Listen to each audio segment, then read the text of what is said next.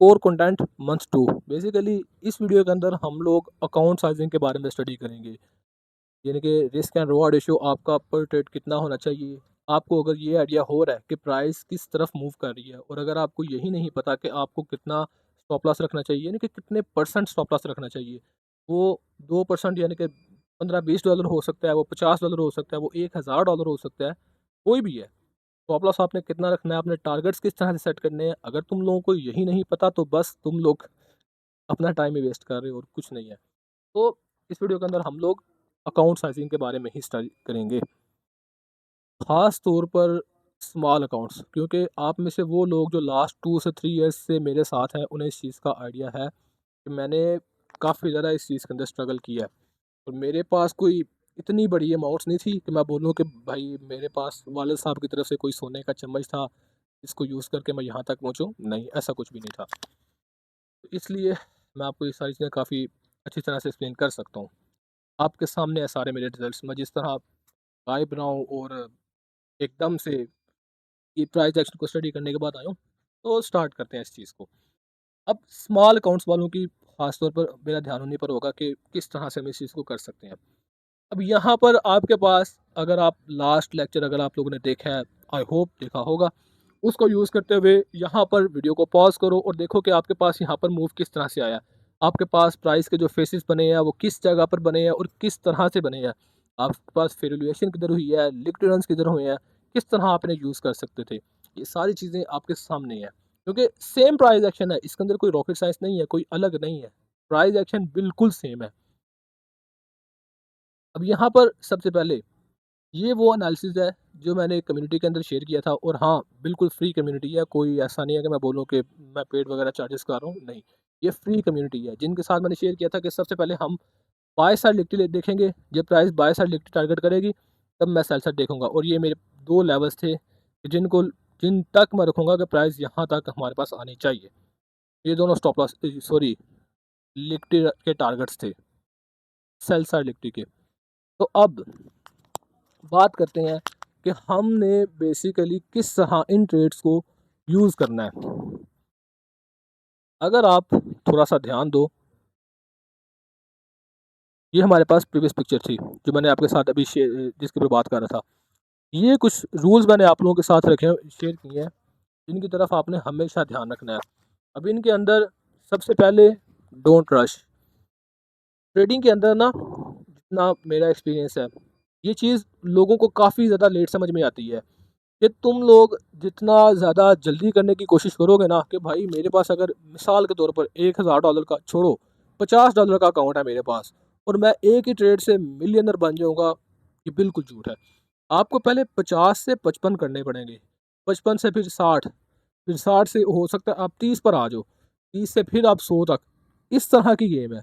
ऐसा किसी के साथ नहीं होता कि बोले कि जी आज मैंने $50 डिपॉज़िट करवाए हैं और कल मेरे को $50 जो $200 बन गए हैं, ऐसा नहीं होता। स्मॉल अमाउंट की एग्ज़ाम्पल मैंने आपको इसीलिए दी है क्योंकि ख़ास तौर पर ज़्यादातर लोग इस फ़ील्ड के अंदर फ़ेल हैं। उसका रीज़न भी यही है कि उनको लगता है कि ये यहाँ पर किसी तरह की मैजिकल पिल है, जिसे आप आज यू लोगे और कल आप अपनी फ़ैमिली के सबसे रिचेस्ट पर्सन बन जाओगे। ऐसा नहीं होता। आपको टाइम लगाना पड़ेगा, आपको वेट करना पड़ेगा, ये सारा स्ट्रगलिंग फेस आपको देखना पड़ेगा, तभी आप वो इंसान बनोगे जो आप बनने की कोशिश कर रहे हो। आप लोगों ने इन रूल्स के ऊपर हमेशा ध्यान रखना है। रिस्क एंड रिवॉर्ड रेशियो की अगर बात की जाए कि यानी कि पर ट्रेड आपका कितना स्टॉप लॉस होना चाहिए, कितना आपका टारगेट होना चाहिए, तो नॉर्मली आपको बात बता रहा हूँ, 1:2 से 1:3 ये मैक्स है। जब आप एक स्टार्टिंग फेज़ के अंदर हो ना, और आप ये बोलो कि भाई मैं पहली ट्रेड के अंदर ही 1:10 की ट्रेड्स पकड़ लूँ, सीरियसली ये झूठ है। आप कोई भी आईसीटी का ट्रेडर्स ले आओ, आईसीटी को छोड़ के मैं बात कर रहा हूँ, आईसीटी का कोई भी ट्रेडर ले आओ, वो इस चीज़ को क्लेम नहीं कर सकते। उसका रीज़न ये है, अगर वो क्लेम कर भी दिए हैं ना, उनकी ट्रेड्स होंगी मंथ के अंदर 1 दफ़ा, 2 दफ़ा, 3 दफ़ा। पर्सनली मैं खुद अपनी ये बात कर रहा हूँ, मैं कोई किसी दूसरे को नहीं बोलूँगा कि भाई वो ऐसा कर रहा है। मैंने पब्लिकली भी ये बात की है, मैं मोस्टली स्विंग ट्रेडिंग करता हूँ। मंथ के अंदर मेरी कितनी हो जाएँगी? 3 से 4 ट्रेड्स बस, इसके अलावा नहीं। इसलिए आप लोगों को ये चीज़ बता रहा हूँ, अगर आप लोग कंसिस्टेंसी के साथ प्रॉफ़िटेबल बनना चाहते हो, तो लॉन्ग टर्म एनालिसिस के ऊपर भी ध्यान दो, और जो ख़ास तौर पे 1 मिनट के ऊपर आप टिक टिक करके खेलते रहते हो, उस चीज़ से बाहर आ जाओ। वो आपको किसी टाइम काफ़ी अच्छा प्रॉफ़िट दे देगी, किसी टाइम काफ़ी कह लो कि जो आपके पास होगा वो भी ले जाएगी। हमेशा स्टॉप लॉस उतना रखो जितना यानी कि आप बर्दाश्त कर सको। इसका क्या मतलब है? मिसाल के तौर पर आपके पास $100 का अकाउंट है। अब यहाँ पर बेस्ट सिनेरियो तो ये बनता है कि आप $10,000 का कोई फंडेड अकाउंट लो। $10,000 में से आपका जो स्टॉप लॉस होना चाहिए, अब यहाँ पर बैक टेस्टिंग काम आएगी। आप एफएक्स रिप्ले के ऊपर जाओ, वहाँ पर बैक टेस्टिंग करो। अब मेरी किसी किस्म की एफएक्स रिप्ले के साथ कोई कह लो कि पार्टनरशिप वगैरह ऐसा नहीं है, मैं उन्हें प्रमोट नहीं कर रहा। लेकिन वो बेस्ट प्लेटफ़ॉर्म है, इसलिए आपको बता रहा हूँ। आई होप कि आपकी भी वो चीज़ हेल्प करेगी। वहाँ पर आप लोगों को प्रॉफ़िट्स के रिलेटेड कह लो कि एक चैलेंज भी मिलता है कि आप 6% 10% अकाउंट साइज़ रख के उसके अंदर ग्रो करने की कोशिश करो। सॉरी 6% 10% तक वो इक्विटी वगैरह मैनेज करने की आपको इस तरह की सहूलत देते हैं। तो अब उस चीज़ को यूज़ करते हुए आप ये देखोगे सबसे पहले कि अगर आप 10 ट्रेड्स ले रहे हो, तो 10 में से 5 ट्रेड्स, 3 ट्रेड्स या 10 की 10 कितनी ट्रेड्स ऐसी हैं कि जो आपकी प्रॉफ़िट में जा रही हैं। अगर तो आपकी 7-8 ट्रेड्स कह लो कि प्रॉफ़िट के अंदर जा रही हैं, या कह लो कि 6 भी ट्रेड्स प्रॉफ़िट के अंदर जा रही हैं ना, तो फिर भी किसी हद तक ठीक है। लेकिन कम से कम आपने कोशिश करनी है 3 से 4 अलग-अलग महीने, यानी कि रैंडमली 2025 का आपने जनवरी का महीना उठा लिया, 2023 का जुलाई का महीना उठा लिया, रैंडमली कोई भी 2 से 3 महीने पिक करने हैं और उन 2 से 3 महीनों के अंदर आपने देखना है कि आप कितनी ट्रेड्स ले रहे हो। फॉर एग्ज़ाम्पल अगर आप 10 ट्रेड्स ले रहे हो, तो 10 में से कम भी जो आपकी विनिंग रेशियो होनी चाहिए, वो 70 टू 80% होनी चाहिए, या 60% तो लाज़मी है।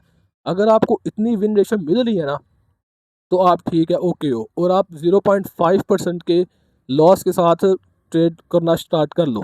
लेकिन अगर ऐसा आ रहा है कि आप 10 ट्रेड्स ले रहे हो और 10 में से आपकी 4 ट्रेड्स प्रॉफिट के अंदर जा रही हैं, और ये ट्रेड्स वो हैं जिसको आप प्रॉपर प्लान कर रहे हो, आपका स्टॉप लॉस भी आपको पता है किधर है, आपका टारगेट भी पता है आपको किधर है। मिसाल के तौर पर अगर मैं बोल लूँ कि यार यहाँ से प्राइस सेल साइड की तरफ आएगी, तो ऐसा नहीं है कि मैं बोलूँ कि मुझे टारगेट का पता ही नहीं है कि मैं यहाँ पर आऊँगा या यहाँ पर आऊँगा, ऐसा नहीं है। मैं बात वही है, अगर बार-बार मैं जब एक्सप्लेन करता हूँ चीज़ें, तो सब बोलते हैं कि भाई ये बंदा अपनी पढ़ाई कर रहा है। लेकिन ये चीज़ आपके समझाने के लिए है। अब ये चीज़ें देखो, ये एग्ज़ाम्पल है जो पब्लिकली ग्रुप के अंदर मैंने शेयर की थी। दोनों चार्ट्स आपको वहाँ पर मिल जाएँगे। मैंने यहाँ पर क्या बोला था कि प्राइस यहाँ पर जब बाय साइड लिखती लेगी, तब मैं सेल साइड देखूँगा और मेरा ये टारगेट होगा। ये मैंने 2 टारगेट सेट किए थे। यानी कि मैंने यहाँ पर जब प्राइस आएगी तो 50%, यहाँ पर जब आएगी तो 50%, या 75% टारगेट यहाँ पर हिट हो, यानी कि क्लोज़ होगी मेरी ट्रेड, और 25% ट्रेड मेरी इस जगह पर क्लोज़ होगी। अब ये मेरा पूरा एक प्लान था, ठीक है? अब ऐसा नहीं है कि मैं बोलूँ कि भाई यहाँ पर आए तो मैं यहाँ पर भी टारगेट पिक करूँ, यहाँ पर आए तो मैं यहाँ पर भी टारगेट पिक करूँ, ऐसा नहीं है। ये चीज़ मुझे लॉन्ग टर्म में फ़ायदा नहीं देगी। जब तक मुझे ये ना पता होगा कि मैं 1:1 के साथ ट्रेड कर रहा हूँ या 1:2 के साथ ट्रेड कर रहा हूँ, वो चीज़ फ़ायदेमंद साबित नहीं होगी।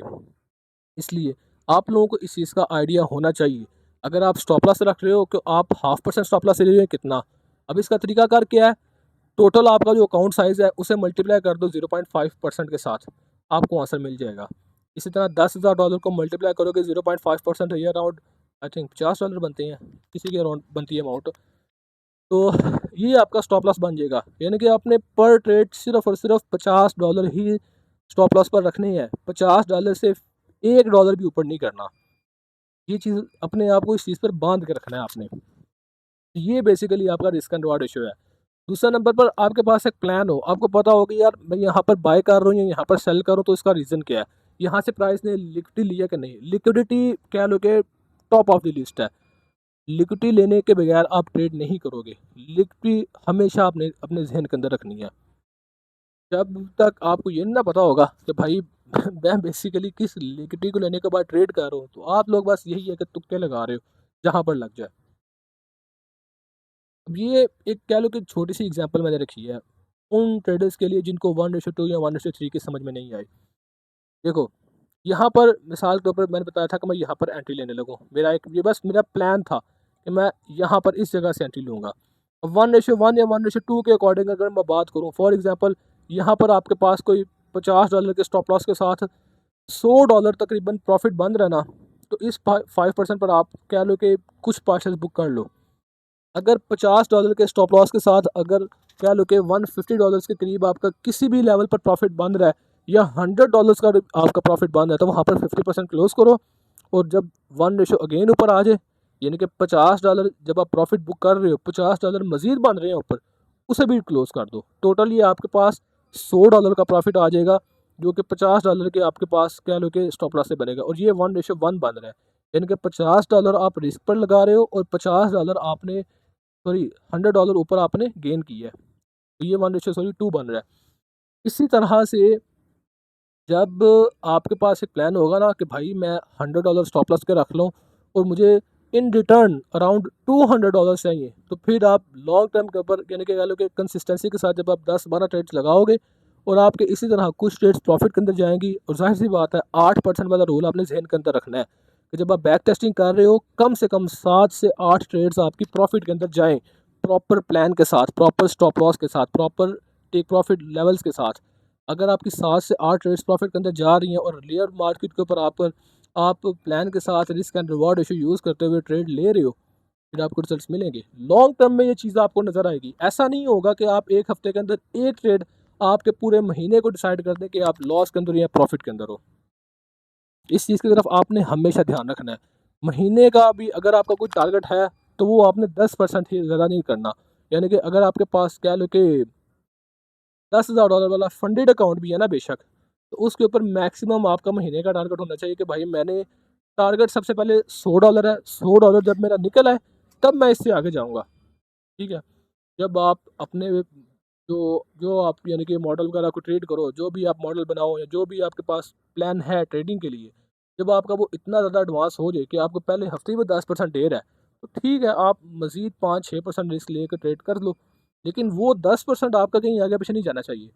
इसी तरह जब अकाउंट की क्वांटिटी बढ़ती जाएगी ना, आपके पास इक्विटी बढ़ती जाएगी, तब आपके पास रिवॉर्ड्स बढ़ते जाएंगे। अगर आपके पास $1,00,000 वाला अकाउंट है तो उसका 10% 1,000 नहीं बनेगा, समझ, सॉरी, उसका 10% 1,000 के अराउंड अगर बन जाए तो ये छोटी अमाउंट नहीं है। इसी तरह से ये लॉन्ग टर्म के अंदर आपको काफ़ी ज़्यादा इफेक्ट, यानी कि काफ़ी ज़्यादा अच्छे रिजल्ट देगा। आपने अपना जो फोकस है वो लॉन्ग टर्म पर रखना है। ऐसा नहीं करना कि एक ट्रेड से भाई मैंने $10 लगाए हैं तो $10,000 मुझे मिल जाए, ये चीज़ गलत है। स्टेप बाय स्टेप आपने ग्रोथ करनी है। यहाँ पर साथ में ज़ाहिर सी बात है, अगर हम रिस्क एंड रिवॉर्ड रेशियो की बात कर रहे हैं तो आपके पास कुछ ना कुछ तो प्लान होना चाहिए कि भाई मैं ट्रेड करूँ कैसे। टॉप हंट पूरी की पूरी कोर कंटेंट की सीरीज़ का ये मग्ज़ है कि भाई स्टॉप हंट, स्टॉप हंट आपके पास जब तक नहीं होगा आप ट्रेड नहीं करोगे। सिंपल। स्टॉप हंट लिक्विड वगैरह हमने पहले भी बात की है। मज़ीद इसके ऊपर मैं आपके साथ कुछ पैटर्न्स वगैरह शेयर करने लगा हूँ। स्टॉप हंट आपके पास कह लो कि किसी हाई या लो को लेने जब प्राइस टारगेट करते हो तो उसे आप बोलते हो कि भाई यहाँ पर प्राइस ने स्टॉप लॉसेस कलेक्ट किए हैं, जैसे कि ये लो है, ये हाई है, प्राइस ने एक रेंज के अंदर किसी बाय साइड या किसी सेल साइड के ऊपर स्टॉप लॉसेस को कलेक्ट किया है। और ये जो ऊपर दो पैटर्न्स क्रिएट किए हैं, ये कह लो कि बस एक काफ़ी ज़्यादा नॉर्मल पैटर्न्स है, जिसको बुलिश फ्लैग या बेरिश फ्लैग भी बोला जाता है। ये आपको चार्ट्स के ऊपर काफ़ी टाइम देखने को मिलते हैं, लेकिन ऐसा नहीं है कि ये हर दफ़ा काम करते हैं। पैटर्न्स की बेस पर ये काम नहीं करते, ये ट्रेंड की बेस पर काम करते हैं। यानी कि अगर आप बुलिश सिनेरियोज देख रहे होगे तो प्राइस मोस्टली सेल साइड की लिक्विडिटी क्लियर करने के बाद बाय साइड जाएगी। अगर आप बेरिश सिनेरियोज देख रहे हो तो प्राइस बाय साइड की लिक्विडिटी क्लियर करने के बाद सेल साइड आएगी। समझ रहे हो? ये रिटेल पैटर्न्स हैं। इसी तरह कोई भी आप रैंडम एक रेंज ले रहे हो कि भाई ये बाय साइड है, ये सेल साइड है, उसके अंदर प्राइस घूम रही है, ये मेजर हाइज एंड लोज हैं, तो आप उन दोनों लिक्विडिटी लेवल्स को यूज़ कर सकते हो। ये बेसिकली स्टॉप हंट है, इसी को टर्टल सूप भी आप बोलते हो। अब जैसे कि इस सिनेरियो के अंदर अगर तुम लोग देखो, यहाँ पर प्राइस बाय साइड गई है, ठीक है, और ये सिनेरियो ऐसा नहीं है कि मैं रैंडम उठा रहा हूँ, ये वही ट्रेड का स्क्रीनशॉट है जो मैंने वीडियो के स्टार्ट के अंदर आप लोगों को दिखाए हैं, जो हमारे ग्रुप के अंदर मैंने शेयर किए थे। प्राइस आई है, प्राइस ने बाय साइड लिफ्ट क्लियर की है और फिर ड्रॉप की है। नोट करो ये चीज़, प्राइस कभी भी सेल साइड मूव नहीं देगी जब तक वो बाय साइड की लिक्विडिटी क्लियर ना कर ले, और वो कोई भी रैंडम हाई लोज नहीं होंगे, उसके करीब तरीन जो हाई लोज होंगे वो होंगे। ऐसा नहीं है कि 4-5 साल पुराने हाई लोज उठाएगी, करीब करीब चार्ट्स के, यानी कि फॉर एग्जाम्पल चलो कर लो 1 आवर है ना, उससे पीछे आप देख लो कि भाई मैक्सिमम 24 घंटे की कैंडल्स किधर जा रही हैं। मैक्सिमम एक दिन के पीछे आप देख लो कि भाई यहाँ पर चार्ट्स किधर कर रहा है, चार्ट्स के ऊपर यानी कि हाइज एंड लोज कहाँ पर बने हैं, एक रेंज किधर बनी है, तो उनको आप यूज़ कर सकते हो लिक्विडिटी लेवल्स के लिए। और याद रखना सेल साइड कभी भी मूव नहीं आएगा जब तक बाय साइड क्लियर नहीं होगा। सेम इसी तरह से यहाँ पर आप देख लो, अब यहाँ पर भी आप लोगों के पास बाय साइड भी होगा, सेल साइड भी होगा, लेकिन चीज़ वही है, कोई हाई टाइम फ्रेम्स के ऊपर कोई कह लो कि लिक्विडिटी लेवल होगा और प्राइस उसे टैप करने के बाद आपके पास कन्फर्मेशन वगैरह देगी कि भाई हाँ, यहाँ पर लिक्विडिटी सारी क्लियर हो चुकी है और अब प्राइस अपोजिट साइड के अंदर मूव करने लगी है। ये 2 पैटर्न्स आप लोगों को इसलिए दिखाए हैं, ये काफ़ी ज़्यादा मेजर है, यानी कि काफ़ी ज़्यादा ये फेमस है, सॉरी। ये पैटर्न्स आपको हर दूसरी जगह, हर रिटेल ट्रेडर के ज़ुबान के ऊपर देखने को मिलेगा। तो आई होप कि आप समझ गए हो पेट्रोल सोप और risk and reward ratio, liquidity वगैरह ये किस तरह से यूज़ करनी है। तो हम तीसरी सीरीज़ के अंदर मिलेंगे क्योंकि आगे चीज़ें मज़ीद मज़ेदार होंगी।